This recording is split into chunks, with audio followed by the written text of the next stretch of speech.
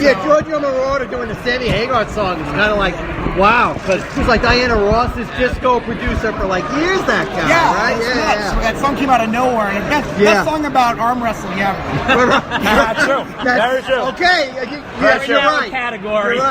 You're right. So now, so Kevin, tell me what would make you make the trip? Obviously, you like us. You came across the country. I'm a huge Van Halen fan. I agree with Paul. You guys have definitely sort of rekindled that in me. But I saw every tour from the first one right up till OU812. Okay. I took a little hiatus and then came back with, geez, I don't even know. It was probably a day. Oh, Dave Solo. Yeah. Saw those first two. Okay. Even if he puts on an average show, right, or he burns out, crash and burn, I'm okay with a crash and burn. He's entertaining. It's always entertaining. Yep. That's right. That's true. That's very true. And so tell me, in terms, are you more of a Dave guy, a Sammy guy, a Gary guy? I'm pretty agnostic, honestly. You like it all? I used to be definitely hardcore Dave guy, but I like the Sammy stuff. Right. In probably the last 10 years, I've really come around on the Sammy stuff. Right, cool. Really enjoyed, especially the first album. That's awesome. That's awesome. And you also particularly like the Gary stuff. You're in sort of I do. Well, I've got a history with Extreme. I was following them in Boston before they were signed. Exactly. I helped load shit in. Oh, wow. I'm actually in the Wholehearted video. Oh, really? Yeah. Really? Wow. I was walking home to my apartment in the south end of Boston. Right. And there was something going on. There was a big trailer parked out, and Gary comes walking out of the trailer. He looks at me. He goes, "Holy shit!" And we start chatting. He goes, "How did you know him?" From the club days. I used to load their shit in and out. I'd go follow them. Right. And he's like, "We're doing a video. You should just be in the crowd or whatever." Wow. So, I mean, Cam Neely was there. I had lunch with Cam Neely, Nuno, and Gary. Nice. Like, had pizza with them. Wow, that's cool. Pretty fun. That's fun. And at the end of the video, the last shot of the video, I high-five Gary. Oh, so if you watch the Wholehearted video, you can see that's great. Much more and longer hair. Hey, at least you got your hair. Some of us don't have any. Well, that's count the days. That's right. That's awesome. So tell me, what are you guys hoping for tonight? What are your thoughts going in? What are you hoping to hear? Yeah, I think that Dave, after sitting on his rear all last year waiting for a phone call, I'm expecting to have a little bit of a chip on his shoulder and come out and sound great and sing. And everyone was bagging on him for how he sounded on the live album. Right. And so I think he feels like maybe he's got a little bit to prove. I'm excited to see how this band plays together. Oh, yeah. Totally. I think it's going to be great. Absolutely. It was a fun show. You won't be disappointed. Absolutely. It's true. And what about you going in? What do you think? I'm sort of hoping he sings a little more than he kind of talks through songs. Yeah. I'm excited about the old Van Halens. Yeah. You know, seeing him come out and kind of take those songs back. Right. You know, and I like the idea, two guitarists trying to make it sound a little bit more like the studio. Right. I think that's a cool approach. And I want him to come out and be a little angry. Have a little bit of a chip. Yeah, absolutely. And in terms of what you guys see the videos on Wednesday, and did they make you nervous? I'm like Dave. I haven't seen anything. I don't want to know about it. Okay. So I was like, I just want to go and just see it fresh. Yeah. And I saw a couple of pictures on Facebook this morning. Like, cool. wow, it looks pretty good. Awesome. What about you? What do you think? I think he looks great, by the way. Yeah. I share the same sentiments. I mean, I'm excited. I'm super excited. Sure. What are your thoughts on the set list? Have you seen the set list or no? I haven't, but you mentioned there are some solo songs in it. Which is great too. For sure. So you wanted to hear some solo songs? Yeah, I love Eat 'Em and Smile. Right, And what's it? A Little Ain't Enough. I think it's a great album. Sure. And what about you? I would love for him to play Sensible Shoes. Yeah, me too. One of my favorite Dave songs. Yeah. California Girl. I know, yeah. All this sort of cheeky, goofy, she's Yeah, just a gigolo. I could do without all that stuff. Yeah. But it's Dave. Yeah. That's part of who he is, and all right, Awesome. I'll take it. Absolutely. That's awesome. What's going on? What is this? The manager just bought us shots. Oh, really? Oh, thank you. Thank you, guys. Hold on. That's what tequila. Just bought us Tequila Sunrise. Oh, thank you. Thank you so much, man. All right, thank you. So that obviously, Dave's 65 years old. Okay, I mean, we're not kidding ourselves here. He's not going to be perfect. Right. He never was perfect. But a lot of what I said was a part of what he brings is, I said this on the cast, he brings an energy, a spirit. He makes the whole place like a party. He said a quote last night. Ceremony. Yes. He said a quote last night that I think sums it up. When I show up, people start drinking. he just, or like he'll say, like, Sam throws a great party, I am the party. And I love Sam. There's nothing wrong with Sam at all. He's wonderful. A great guy, great singer. But Dave has a way, he has a certain manner, and you'll see it tonight. He really goes out of his way to put on a show. He can work a room. And let me tell you something. I was saying this to the Rons last night when we were podcasting. He puts in a lot of effort. Thank you. So put that in the podcast. We're all passing around. We're all going to do a Tequila shot. Sunrise shots brought to us by the manager Ryan. Awesome, man. And then one. Does he got one? You want one, Greg? I got one Oh, shot. you got one? Okay. So we're doing the podcast. We're doing a quick shot. Yeah, there you go. As you do. Yeah, toast to Sam. That's live radio. There you go. Salud. Salud. Salud. To Diamond Dave. Nice. Diamond Dave. That's right. So he really does do that, and you'll see that tonight. I think that's part of his whole thing. So I think that's what he brings to the table. What do you feel like he brings to the table? Dave is the master of ceremonies. Yeah. He's the straw that stirs the drink. Right. And he'll fill a room with his personality. That's what he does. Yeah. I've never, it's like Mick Jagger. He sings those songs monotone on tour. Yeah. He's not giving you the studio experience. Right. You're getting entertained. Yeah. Totally. He's giving you the energy. Yeah. I mean, you watch Dave back in the old days with the somersaults and the kicks and the sword play and all that. He wants everybody to get their money's worth and leave and talk about what a great time they had. Absolutely. Eddie wants you to talk about how great he sounded. Yeah. Dave wants you to say, I had a great time. Right, exactly. He said last night, he made a quote, he says, Santana's playing here and I'm sure he'll break the attendance record, but we will break the bar record. Which is, just jokes around. He's got such great personality. And, you're going to see him struggle on songs, I'm not going to lie. Hands down. But are you entertained? Yes. I mean, that was kind of thing. I saw him, years ago, like we were talking about. Yeah. And this is Scott, by the way. Yeah. Scott Tennyson? Yeah, Tennyson. Right. From Los Angeles. So, my brother and I got into this a long time ago, and it was like when Sammy came into the band, and I was just losing my mind. I'm like, it's horrible. And I'm a Bay Area guy, and I love Sammy Hagar.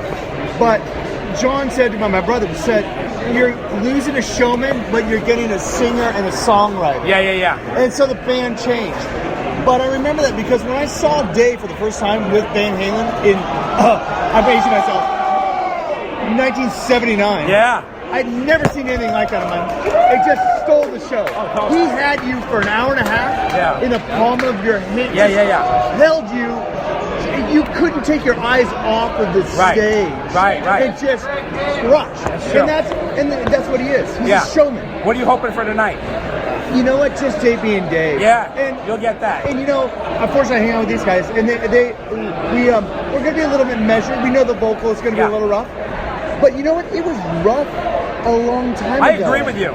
He didn't do the stuff on the outside. I know. He can't hit all that stuff. I know. And I also feel we used to try to do the fake scream like he did that backwards. Yeah. I'm like, you can't do that. I know. He has a certain way. He does throw some screams and yells. I will take it. He does. He does.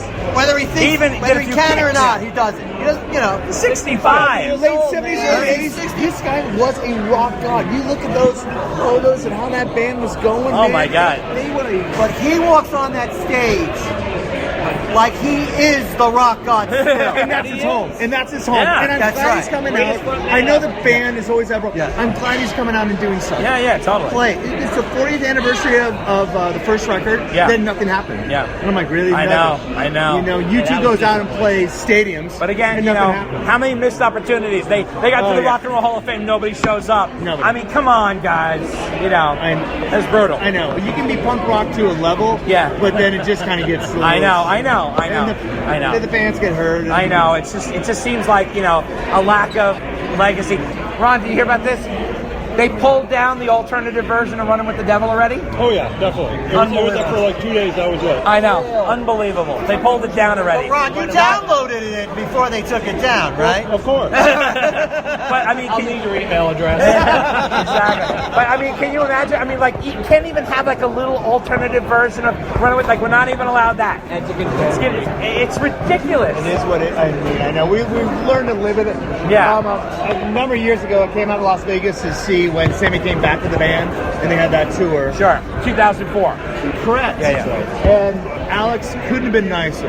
Really? Came out, signed stuff, Wow. signed shirts, sat at the edge of the stage, Right. talked to people. Right. And I'm like, this is great. That's is great. awesome.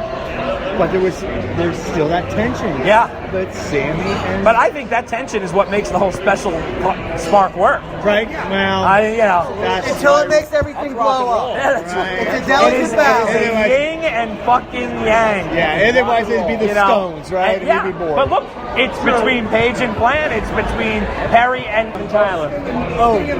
Sting and the Police. That tension makes magic. And the rest of the police.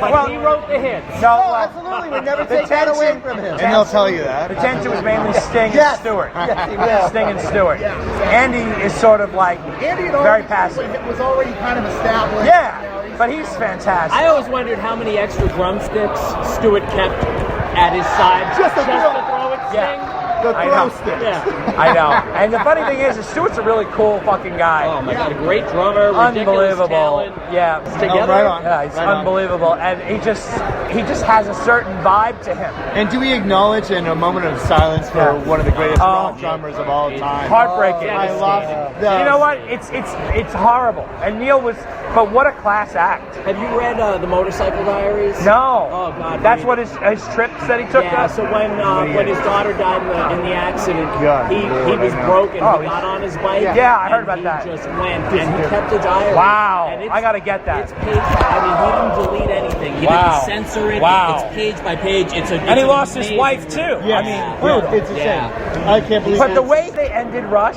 was so gorgeous. I no, gotta say that no Clockwork last Angels tour. is one of the best Yeah. albums they ever did. We're done. But like they put a period at the end of the Yeah. sentence. Yeah. You know, he sold all his drums, got rid of everything, and just stopped. Do you wonder how long he knew? He knew. I guarantee he knew. It's like the way Bowie knew. I mean, look at the way Bowie had the greatest exit I've ever seen in my life. Releases an album, one of his greatest albums. One of the best albums he ever He has released in years. It goes to up on high, I think the top of the charts, and he dies the next day. Yeah. That is more poetic than I've Drop ever the mic. seen. Holy Drop the mic. shit! Drop the mic. They had the opening of his Broadway play Lazarus. He went to the opening, and he was sickly, and he sat there, and during the encore, he got up and left. And it was like days after that he died. I mean, just like everything, he saw kind of everything to full circle. Now, the reason I bring this up is because think about how many of the heroes we've lost just in 5 years. It's been a tough run.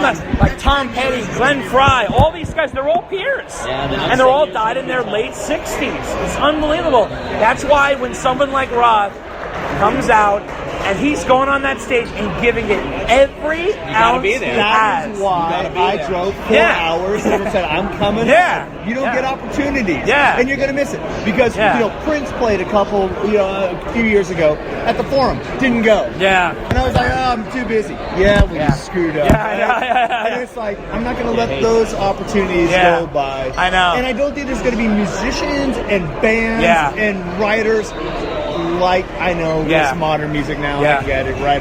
Totally. But I don't think we're going to have that level of rock stardom Yeah. anymore. Totally. And Well, I want to say to you guys, I appreciate you guys listening to the pod and your support of it. The reason why we do it is for guys like you and guys like us. You're very similar to us. We're in a similar age group and Guys of a certain appreciation. age. Guys of a certain age is right. But you know what? Very good. You know what? On the same token, we can turn our kids on to music. Yeah. And it's nice No. when my daughter in the back of the car Yeah. knows like a Saigon kick song. Yeah. Because yeah. I played it a little too much, right? But I'm like, but that's okay. Yeah. Because it's harmony, melody, and a good song. Yeah, and man. At the end of the day, I think that goes a little bit longer. I don't know. I'm By the way, that's impressive because Saigon Kick is a deep dive. Saigon Kick, by the way, signed to Michael Douglas's record company, 3 Stone You're Records. going Eddie Trunk right now. Yeah, That's big time Eddie Trunk. Right? Unbelievable. No, I remember because at the time I was a young journalist and I was interviewing Saigon Kick, and I was like, Michael Douglas owns your record company? I thought that was kind of funny. But yeah, another band, fantastic band. I love that Journey is getting like run again. Yep. And so hey man,